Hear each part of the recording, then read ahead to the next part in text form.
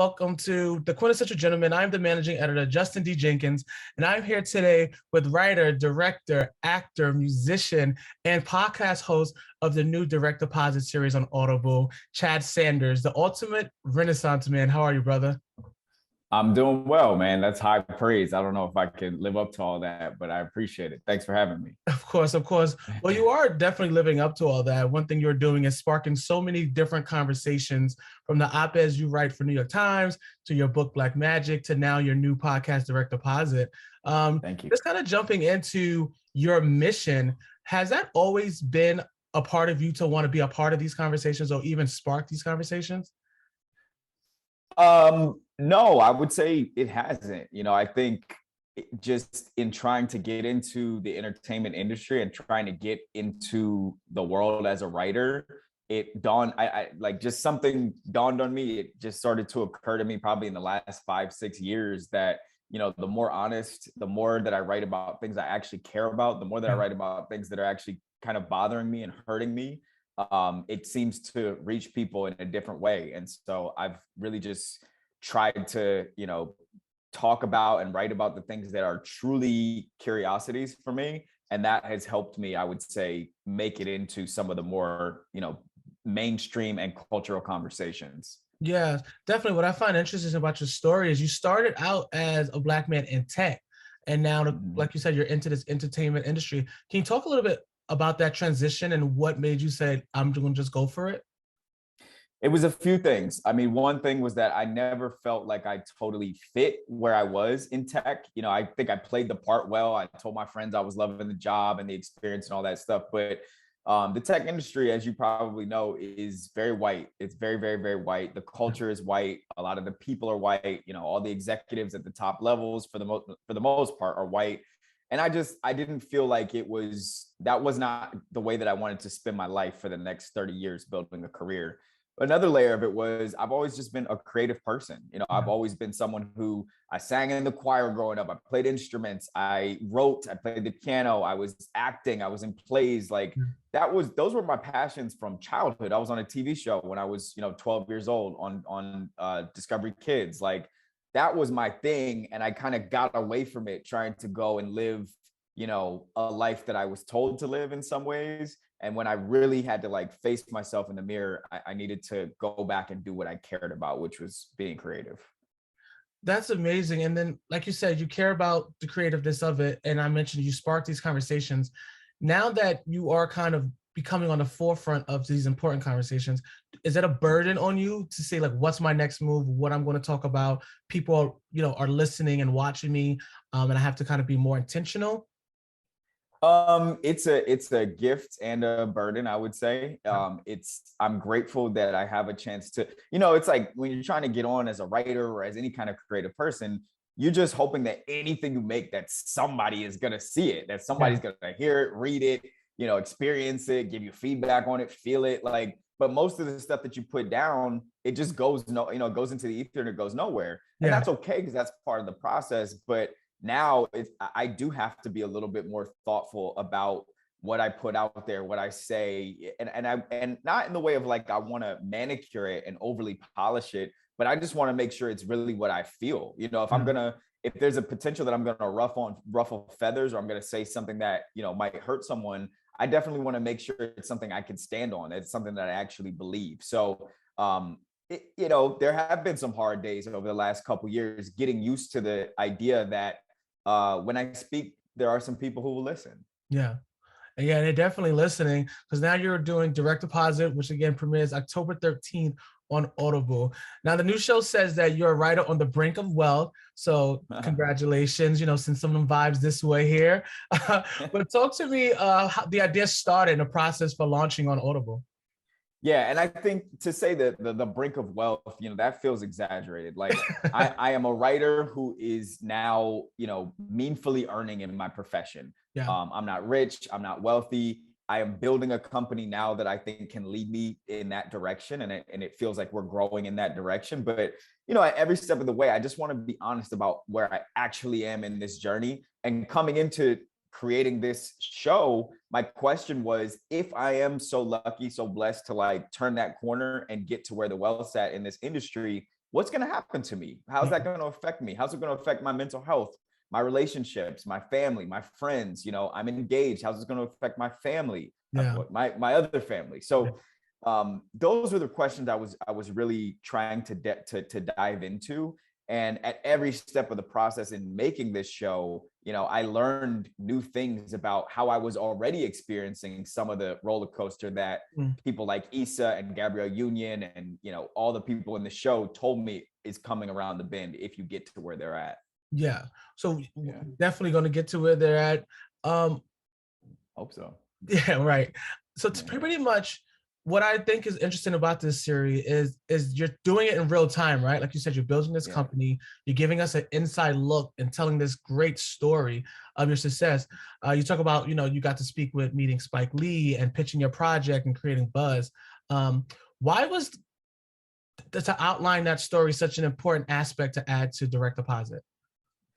I gotta always talk about meeting Spike because I think for anybody who's trying to get into this industry, and especially for Black folks, you do need somebody, unless you're able to build, you know, the leverage yourself by building an audience online with Instagram, YouTube, TikTok, or whatever.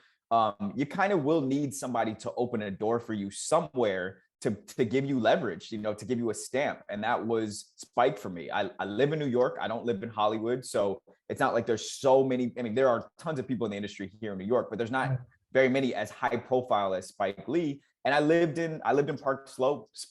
Spike's office is in Fort Greene. So I used to walk every day to the coffee shop right next to his studio and work on my first TV pilot. And, you know, he just happened to be sitting 15 feet away from me one day. And I found the gall, I guess, to go and introduce myself. And he quite literally opened the doors to help me walk into this industry. Yeah. You know, he took out my first pilot with me. I sold it to BET. He stepped away from it when I sold it to BET, but he made sure I was good before he just left me out there.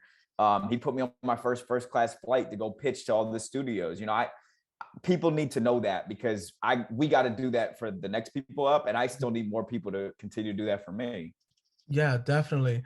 Now, not to give anything away, the series, again, you're going through some of the past experiences you have, and one of them is you're running with a very famous rapper and who's might be having some issues now when it comes to money and being rooted in his Blackness.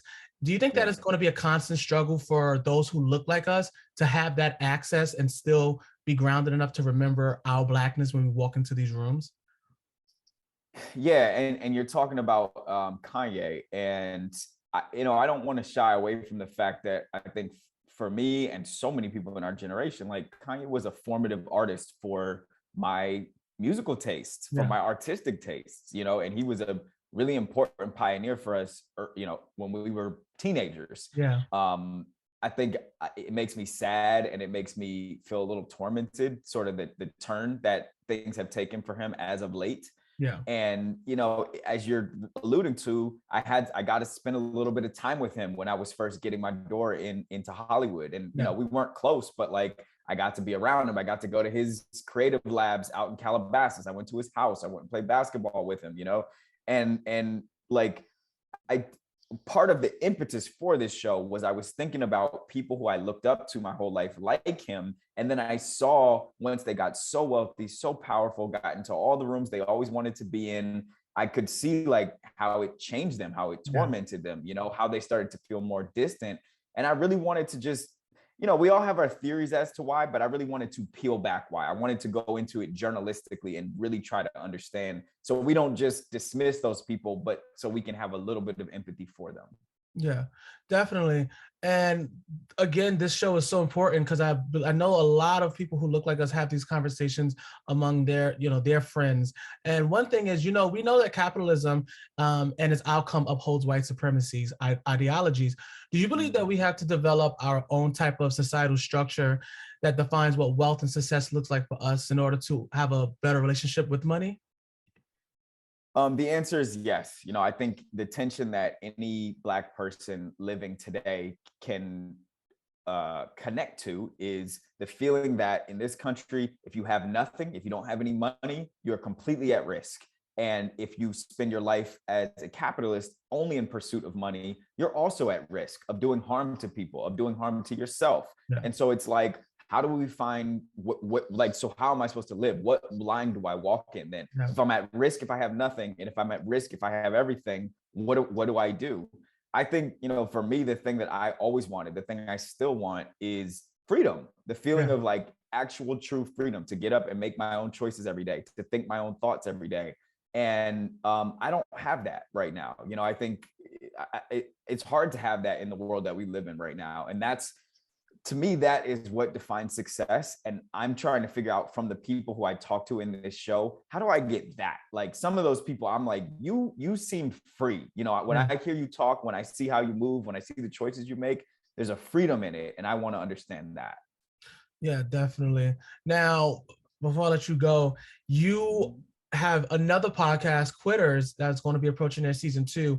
And I feel like this direct deposit is totally different, but it's in some way an extension when it comes to those who may quit their job for their mental health. And in direct deposit, you talk about mental health and how it affects your relationship with money. At what point did you realize that your finances is really taking a toll? And how are you kind of working through that, coming out of it? And Quitters is actually, season 2 is actually out and up. You can find us at quitterspod.com. The first 2 episodes of season 2 are up, and you can find us on YouTube as well. But to answer your question, listen, your money affects your mental health. Like when I was scared and close to broke and feeling this urgency to go and make money, every moment that looked like it was going to account to or lead to more money in my bank account, every moment that was a yes from a studio or from an executive or whatever that looked like it was going to help me make some money, I would get a high from that. Every moment when my show got let go at BET and they didn't produce it, and when I got that phone call, like I was depressed, I was low, I was really, really low. Now, as I've started to make some money, I see different ways that it affects my mental health. The isolation that you can feel sometimes when you have more than your friends, or when you have other new friends who use money as a way to sort of lean on you and to make you feel less than, when it comes to making decisions now that you have some money, thinking about how you're going to invest, how you're going to build your team, who you're going to trust to work with you and manage your money, like all those things. There's a stress, there's like such a tension, it's such a pulling feeling. Yeah, definitely. Now, what do you hope the audience that are listening take away from season 1 of Direct Deposit? I hope they feel inspired. I always hope people feel inspired to live the life that they really dream of, like their real dream inside them, not something that they think is going to look good on their LinkedIn page, not something that their family wants for them, but their thing, whatever that thing is. And I don't encourage it to be anything bigger or smaller than whatever it actually is. So I hope they feel inspired to know, while you're in pursuit of that, if money starts to come in, it is going to have an effect on you. It's going to have a toll on you. And I want them to know, like, here's somebody else who's right here with you, who's going through each one of these steps, who you can feel emotionally connected to as you go through that process. Also, just, this show is art. Like we're calling it a podcast because that's the language that we have, but this is 8 episodes of fully scored, mastered, musically produced. The stories are written, the conversations are, I think, at a deeper level than just a talk show. So I want them to feel like they're getting a full meal. Like I want them to think about this show when they turn it on. They listen to episode 1. I want them to be like, I can't wait to finish my work tomorrow so I can get to episode 2. That's the feeling that I want them to have. Well, I definitely think they will have that feeling with Direct Deposit on Audible, October 13th. I know you have to go, but I do appreciate the conversation that you're sparking with this. And I hope, those who need to listen to it, find it. And I'm inspired by you. So just thank you for what you do, brother. And I'll let you go. I won't ask you about season 2 of Rap Shit, but that'll be for another conversation.